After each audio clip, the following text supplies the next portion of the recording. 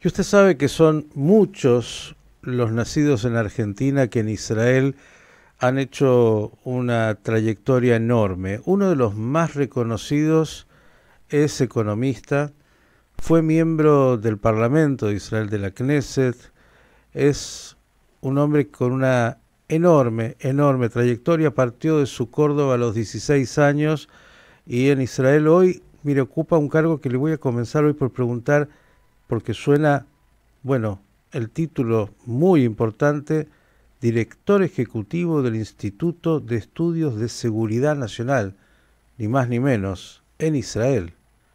Y me refiero al profesor Manuel Trachtenberg. Manuel, gracias por estar con nosotros como siempre. Un gusto grande estar con ustedes, Miguel. Manuel, comienzo por esto, porque el título dice mucho en un país como Israel, que es el Instituto de Estudios de Seguridad Nacional. Sí, es el Instituto de Investigación de Seguridad Nacional más importante de Israel. Se creó después de la guerra del 73, de Yom Kippur. La iniciativa fue del general Arele Yariv, que era el jefe de inteligencia, y lo creó para que no se vuelva a ocurrir lo que ocurrió en el 73, de que nos tomaron por sorpresa los egipcios, porque había una concepción en el ejército de Israel que no fue, nadie ¿cómo se llama? La desafió. Ujú.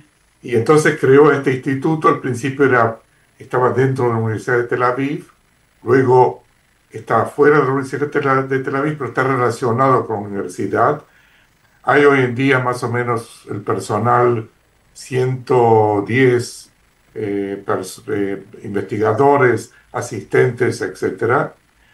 Así que sí, es un lugar muy influyente. No voy a preguntarte, o sí, dijiste el 73 se creó después de la guerra Yom Kippur, lo que nos significó esa guerra tan dolorosa y nadie puede olvidar el 7 de octubre, no sé qué cargo ocupabas, pero digo, no sos un hombre del ejército, sos un hombre de la academia, un investigador, un Sí. economista. Me imagino que es entonces un ámbito mixto entre académicos, gente de distintas especialidades y también gente del ejército.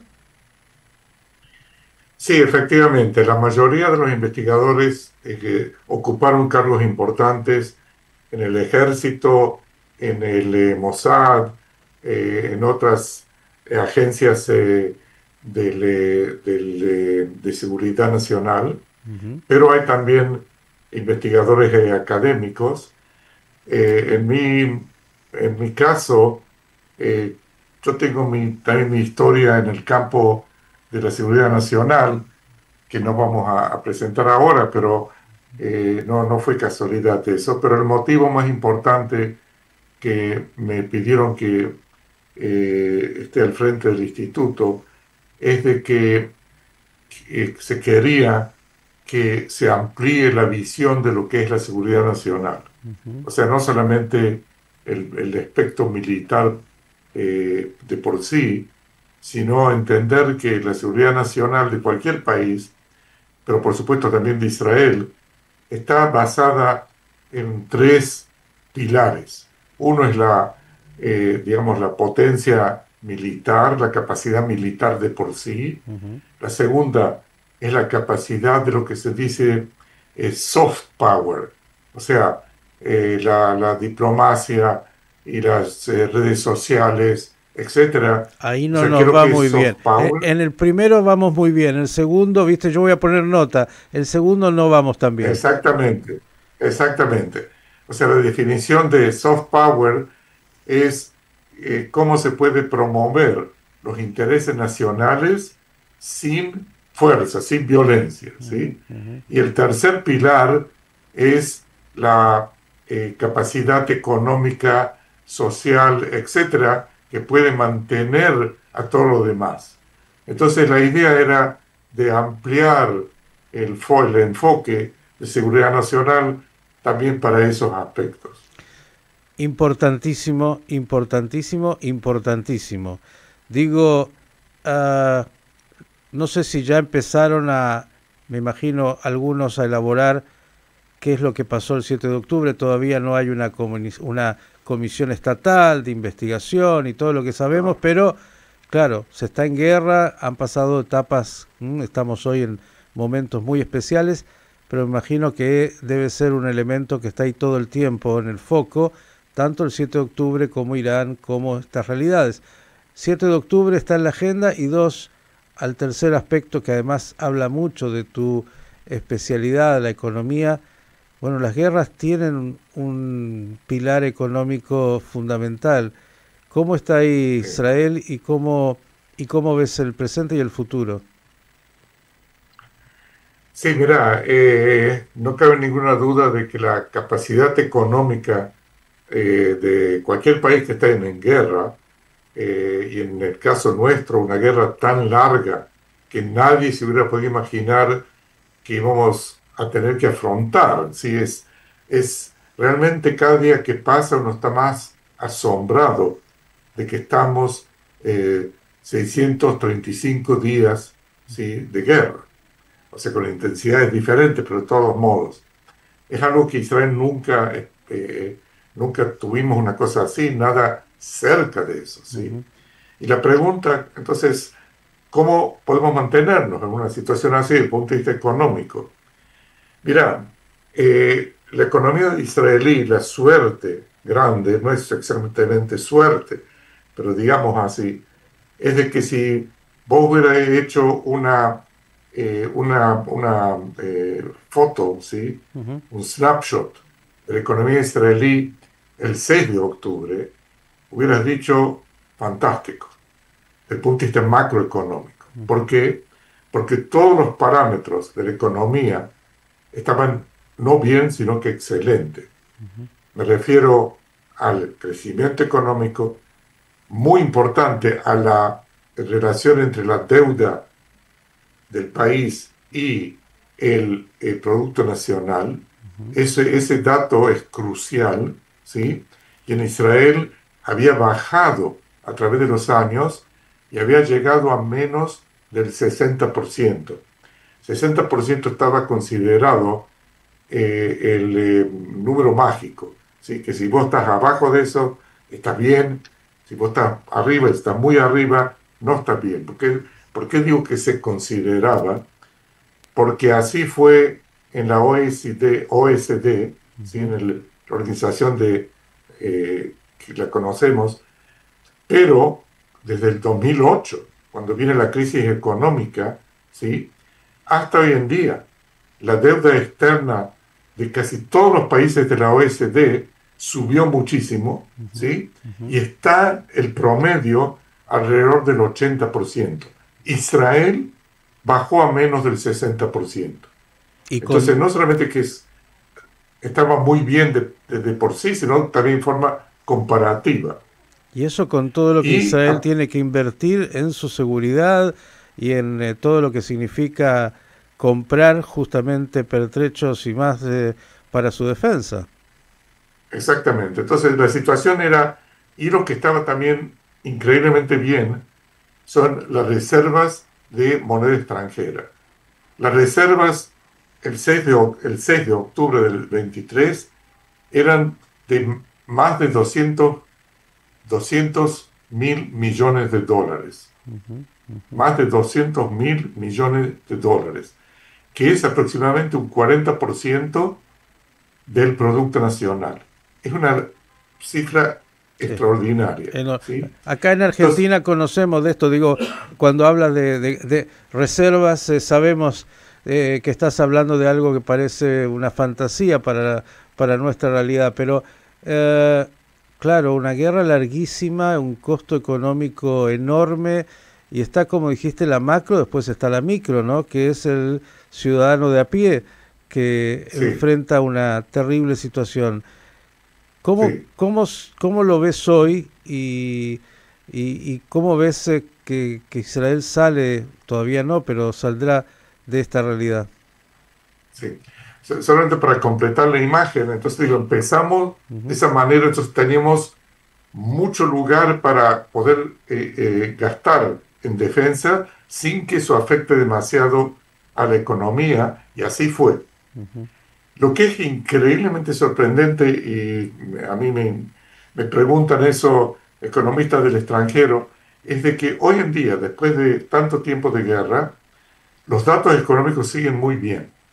O sea, la relación entre la deuda externa y el Producto Nacional subió, pero subió a 67%, a lo mejor 68%, que todavía está muy bien comparado con otros países, ¿entendés? ¿Cuánto de los Y 200.000 millones de dólares que había de reservas se consumieron en esta guerra? muy poco, muy poco, Wow. y la moneda y el cambio oficial, el cambio, sí, no oficial, en Mercado Libre, del shekel, en las últimas semanas se ha fortalecido increíblemente, el shekel, la moneda nacional. Sí, también la Entonces, bolsa, algo, vemos entonces, cómo crecen las acciones. Digo, algo no cierra. Yo, que no entiendo ok, nada, quiero preguntarte cómo es posible. ¿cómo puede ser? Mira, esa es la pregunta que se pregunta todo el mundo, y te voy a dar una respuesta que te va a sorprender, porque me sorprendió a mí mismo, te cuento cuando, mira, cuando un país está en una situación que tiene que gastar tanto en gastos extras, o sea que más allá de lo que estaba planificado en el ejército, en la guerra, ¿sí? Tiene que pedir prestado de algún lugar porque no Ujú. tiene recursos nacionales. Pero nosotros no hemos pedido prestado a nadie. ¿Saben a quién le pedimos? A nosotros mismos. Lo que ha ocurrido en Israel es de que estamos en overdraft, no sé cómo se dice en Sí, castellano, sí, overdraft, como con la tarjeta, uno está sobrepasado en el crédito. Ujú. en overdraft de nuestros recursos humanos. Lo que ha ocurrido es de que cada uno de nosotros trabaja, sirve en el ejército, hace como dos personas, ¿entendés? Es algo increíble, es en la realidad diaria eso. Entonces hay un overdraft humano, y eso es, es por una parte muy bien porque entonces no tenemos deuda externa, pero tenemos una deuda con respecto a nosotros mismos. A ver, yo Y no ahí, soy economista, Manuel, pero necesito que me expliques esto. Yo entiendo, a ver, trabajo 8 horas habitualmente, estamos en guerra, mi papá, mi hermano o quien sea mi hijo está en el frente, todos movilizados, hay reservistas, hay trabajos que alguien tiene que ir a servir la mesa. Digo, el israelí que ya venía acostumbrado a esto de la tarea voluntaria enorme, ok, pone el cuerpo, muy bien, cumpliendo lo que el otro está haciendo en el ejército, yo voy y hago lo que él está haciendo para ayudar. Todo muy lindo, pero cada misil interceptor sale $50.000, movilizar el ejército es una fortuna, digamos, no me cierran los números, digo, ¿cómo es posible que me digas que estamos casi con las mismas reservas de esos 200.000 millones cuando el gasto de estos casi 2 años es algunos lo han calculado en 50.000 millones de dólares. No sé exactamente cuáles son los cálculos más optimistas y más pesimistas, pero es una fortuna. sí, mira, en última instancia hay dos aspectos y no hay que confundirlos cuando uno habla de los costos de la guerra. El costo es, por un lado, el costo presupuestario, o sea, lo que el gobierno tiene que pagar, ¿sí? Para adquirir los interceptores, etcétera, etcétera. Y está el costo que es en la economía en sí, cuando el funcionamiento de la economía se contrae por la guerra. ¿Ok? Generalmente, ese es el costo más grande, porque eso es continuo, eso afecta a todo el Producto Nacional. Esa es la parte que me refería antes, o sea, de que el Producto Nacional de Israel no se achicó. El Producto Nacional de Israel, a pesar de la guerra, ha crecido un poquito, muy poco, pero ha crecido.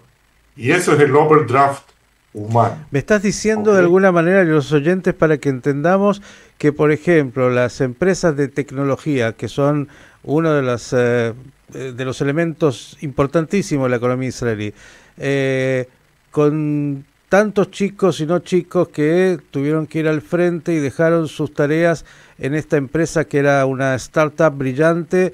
A pesar de todo eso, otros vinieron, hicieron el trabajo, siguen produciendo, siguen a partir de eso haciendo que la economía tenga los ingresos de eso, y eso ha balanceado ese costo enorme de todo lo que es la maquinaria bélica y lo que significa una guerra que además para gran parte, como dijiste, el costo mayor, la economía parada, la gente que no consume, que no trabaja. ¿Es así lo que estás diciéndonos?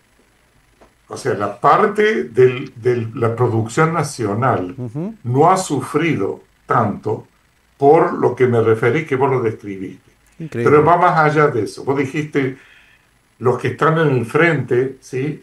Entonces alguien los reemplaza. No, ellos mismos. Mira, es algo increíble lo que ha ocurrido. Están a la mañana peleando en Gaza, a la noche con el teléfono, ¿sí? Ujú. Abran a su oficina y siguen trabajando. Eso es algo, es la realidad de que se vive acá en Israel, ¿sí? Entonces, es algo que nunca nadie se hubiera podido imaginar una cosa así. Eso es parte de eso. La otra parte es de que la recaudación de impuestos ha sido mucho mayor de lo esperado. Ah, En parte eso es porque la economía siguió funcionando, en parte porque los israelíes no han podido viajar al extranjero, ¿sí? Con todo lo que ha ocurrido, ujú. y gastan, ¿entendés? Entonces, y el VAT, el Value Added Tax, Sí. que es el ingreso, el segundo más importante Ujú. del país para los impuestos, ¿sí? Ha subido un poco, ¿sí? Y ha subido la recaudación.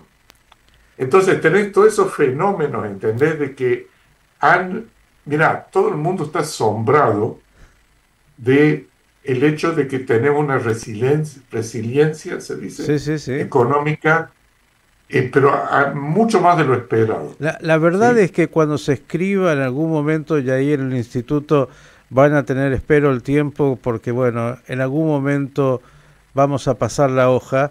Digo, no solo está la operación increíble de los Vipers y que neutralizó a Hezbollah, que era el principal peligro para Israel desde el punto de vista de seguridad, y hubiese sido imposible atacar a Irán si Hezbollah estaba con el poder que tenía, lo que ha pasado con Hamas luego de la tragedia del 7 de octubre y todo esto, digo, va a tener que tener un capítulo esto que estás diciendo, porque es absolutamente, me parece, fuera de lo normal en términos Completamente.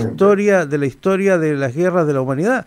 E incluso agrego, Comple- y te pregunto porque me imagino que también lo estarán viendo, vimos después de la acción militar de estos 12 días con Irán, cómo la bolsa de Israel se fortalece, la moneda de Israel se fortalece.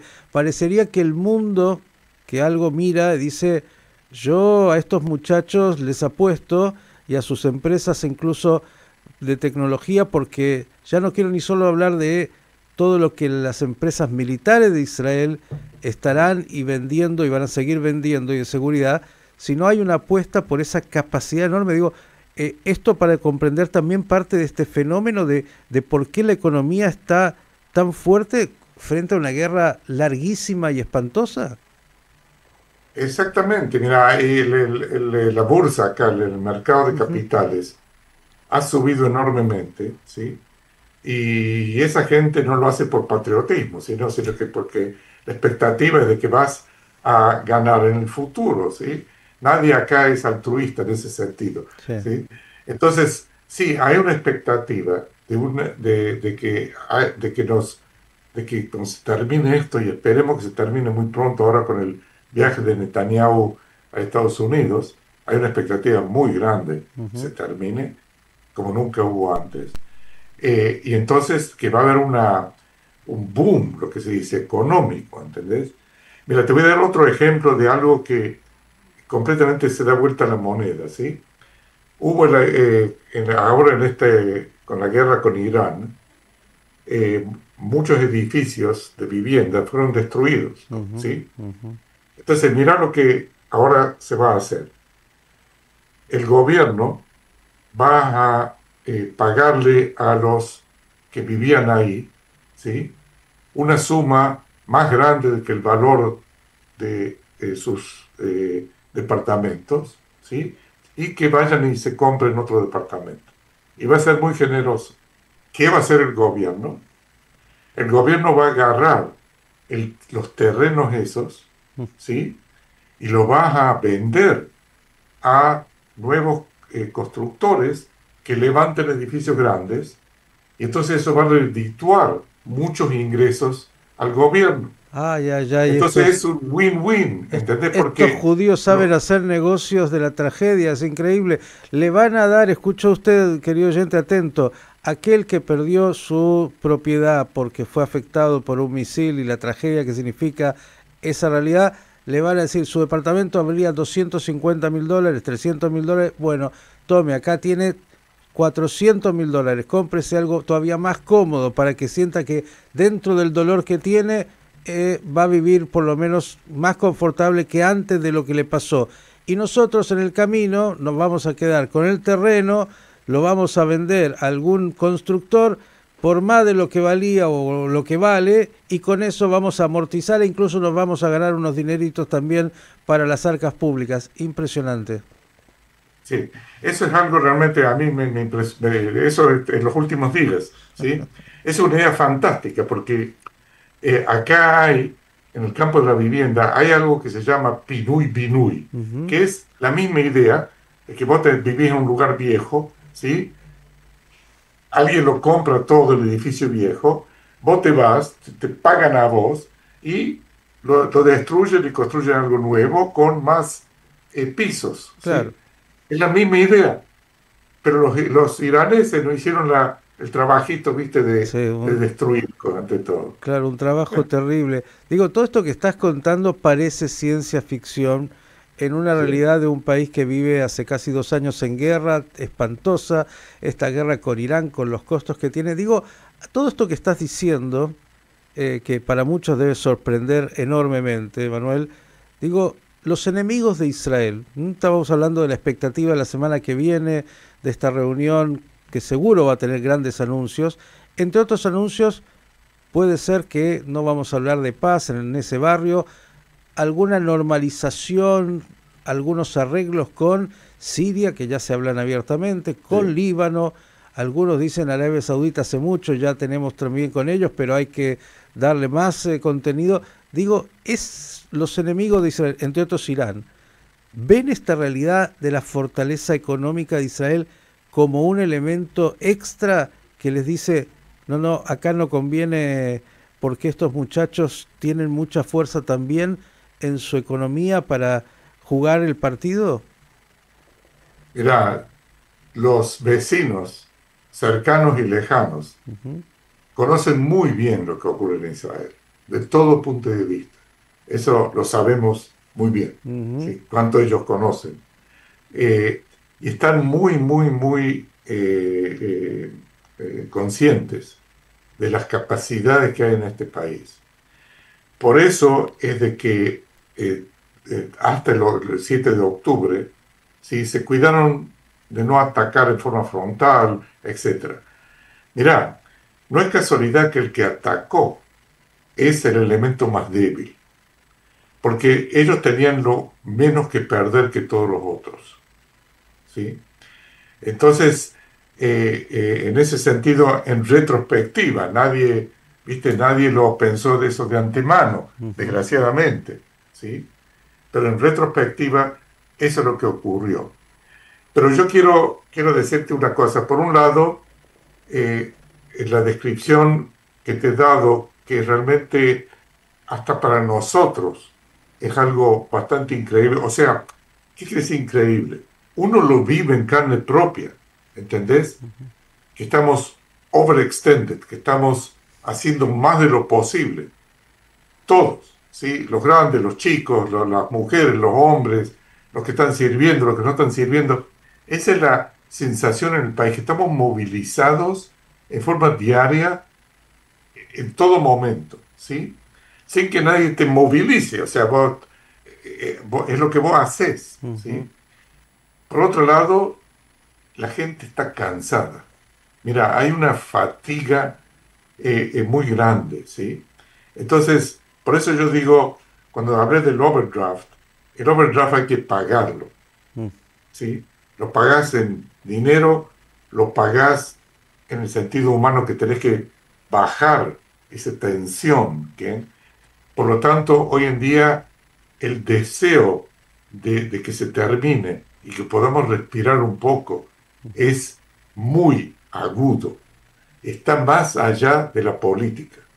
Y los políticos lo entienden a eso, yo creo que por primera vez, y por eso es que yo creo que se va a terminar el asunto. Ujú. Si no es solamente el juego internacional, Trump, la política, Ujú. ¿sí? Sí, Es sí, de que hemos llegado, no hemos, agotamiento extremo y todavía viviendo el trauma, porque todavía no hay tiempo de elaborar exactamente, toda esta realidad. Yo estoy obsesionado escuchándote sobre la economía, porque sí, eh, de lo bélico, como dijimos antes en el checklist, eh, nadie puede negar la fortaleza de Israel, lo que ha logrado es otro milagro más en la historia de Israel. sí, En el completamente. soft power venimos mal hace ya mucho y me parece que ahí tampoco hay demasiada claridad a veces de cómo, No, pero en esto último que has dicho de la fortaleza económica es algo que de verdad a estos tres pilares uno dice es totalmente fuera de lo que uno puede entender. Uno piensa sí, solo que la guerra es costo. Es verdad que muchas veces cuando sos, dicen triunfador, la terminan pagando los que perdieron, pero hay que ver si tienen para pagar, porque esta es otra, ¿no? Tenés el acreedor, pero hay que ver si él tiene con qué pagarte. Y sí. hay posibilidades de, si esto va mejor, negocios con Siria, negocios con el Líbano, negocios en la región, Arabia Saudita, la economía que se puede dar en este nuevo Medio Oriente. Digo, Estados Unidos que tiene ideología, pero también tiene una moneda que dice no solo que en Dios cree, sino no tiene ideología derecha e izquierda. ¿Ve estos elementos que has planteado también como parte de su negocio? Digo, aquí los buenos no sé si son los que priman, sino los intereses. Digo, entiende que en su interés es bueno ser el padre de la criatura llamada Israel, que es un buen compañero para los negocios. Mira, no estoy seguro de eso, porque la administración de Trump es muy errática, ¿sí? O sea, uno no ve una estrategia clara. Hay ciertas direcciones que están más claras, pero no es algo que uno lo pueda analizar de esa manera. Pero lo que sí es de que cuando esto se termine, ¿sí? Y se pueda analizar en retrospectiva, los elementos que hemos mencionado, tanto del punto de vista militar, de la inteligencia, sí, militar y del Gelavir, de La la aviación. Fuerza Aérea, etcétera, ¿sí? Y del Mossad, junto con lo que describimos ahora desde el punto de vista económico, va a proyectar una imagen de potencia, ¿sí? Que es multifacética. Y lo que yo quiero insistir en este punto, mira, para ser una potencia hoy en día regional, ¿sí? Tenés que ser multifacético. Porque no hay tal cosa, te cuenta confrontaciones de guerra, no están limitados solamente a lo que ocurre en el frente de batalla. La tecnología juega muchísimo, de vuelta la economía juega muchísimo, la resiliencia social juega muchísimo, etcétera, etcétera. ¿Entendés? Entonces, lo que yo creo que está ocurriendo ya, pero lo vamos a ver mucho más claro en el futuro, es de que Israel ha demostrado, ¿sí? A pesar, o sea, no hubiéramos querido tener que demostrar todo esto, ¿sí? Ujú. Esa capacidad enorme, ¿sí? En todos los campos, que es cuando vos te pones a pensar es realmente una parte integral del carácter israelí. El carácter israelí es un carácter que sabe ingeniarse, ¿entendés? No es, nosotros no somos demasiado buenos, por ejemplo, en management de cosas existentes y de grandes compañías, ¿sí? No, no es casualidad que en Israel no existen demasiadas grandes compañías. No somos demasiado buenos en mantener algo, ¿viste?, en forma consistente a través del tiempo. Pero en ingeniarse, en ver soluciones donde los otros ven problemas, en ver oportunidades donde los otros no saben qué hacer, ¿sí? Eso es una parte muy importante del carácter de Israel. Y todo eso se manifestó de forma multifacética. Necessity is the mother of improvement, ¿eh? La necesidad es la madre de las posibilidades de crecimiento. Israel es una muestra de esto que has dicho, Manuel, absoluta, ¿no? Encontrar soluciones a lo imposible, pero porque no hay alternativa y entonces surge lo mejor. Ahora, todo esto que estás diciendo para muchos es increíble. Yo quiero llevarte de vuelta a la vida cotidiana. Digo, muchos dicen, bueno, esta guerra tan larga que ha llevado a este desgaste absoluto hace que muchos digan no quiero vivir más en Israel, me voy de Israel. Y muchos que nos están escuchando y nos van a escuchar no viven en Israel. Y le dirías que después de este terrible capítulo, ir a vivir a Israel, incluso desde lo económico, puede ser una buena oportunidad y pueden, con todo lo que significa una guerra tan costosa, tener un estándar de vida importante y que no piensen en que si van a vivir en Europa, en Estados Unidos, va a ser mucho más fácil, sino que en Israel la economía incluso va a crecer después de la guerra por todas las expectativas y lo que generó la guerra.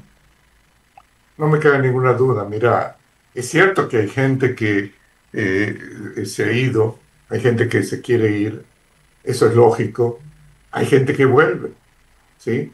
Si puedo hablar de forma personal, nuestra hija mayor, Sivan, exactamente dentro de 2 semanas, vuelve a Israel después de 5 años de estar en Boston con su familia.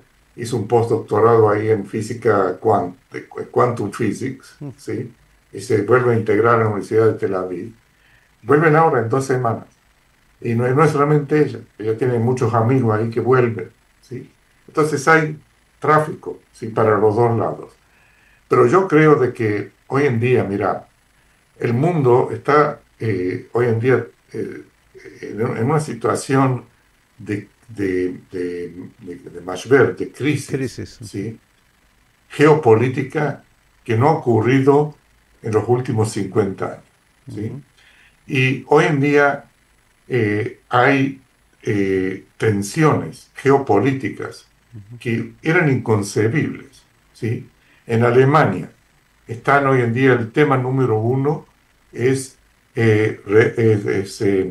reconstruir el ejército, ¿sí?, y la conscripción, etcétera, etcétera, y en un momento donde la economía alemana está muy mal, ¿sí?, que era el motor de Europa.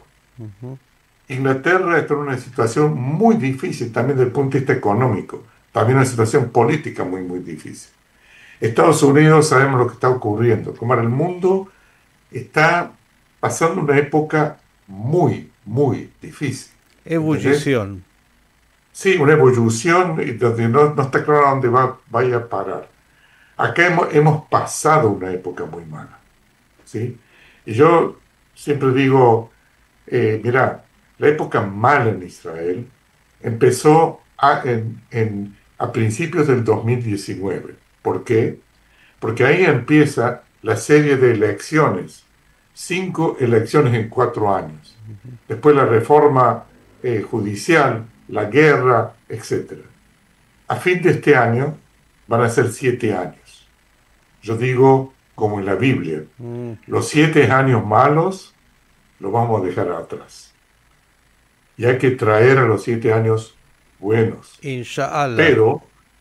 Pero, como en el caso de Yosef, ¿sí?, en la Biblia, Los 7 años buenos no vinieron de por sí, había que crearlos, Ujú. ¿sí?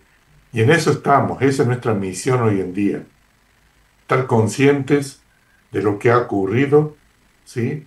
Estamos llegando al final de eso, sin respiración, pero estamos llegando al final, ¿sí? Y tenemos que ahora dedicarnos a traer a los 7 años buenos. Señores, escuchar a el profesor Manuel Trechtenberg es de un optimismo absoluto para todo lo que es esta crisis tan dolorosa de esta guerra espantosa del 7 de octubre y estos últimos capítulos, pero escuchar lo que nos cuenta del milagro, otro más, en la economía israelí, en las posibilidades, en la resiliencia, lo que sabíamos, la capacidad enorme de la sociedad israelí de encontrar soluciones, pero incluso de decir, ahora hay que construir los elementos para que los próximos 7 años sean muy buenos, y están algunas condicionantes dándose en este momento, incluso tal vez la posibilidad de que aquello que ha llevado a Israel a la confrontación interna, tal vez, esperemos, haya responsabilidad de aquellos que tienen que tenerlo para entender que hay pasos nuevos para dar, pero con un país que es increíble lo que nos cuenta,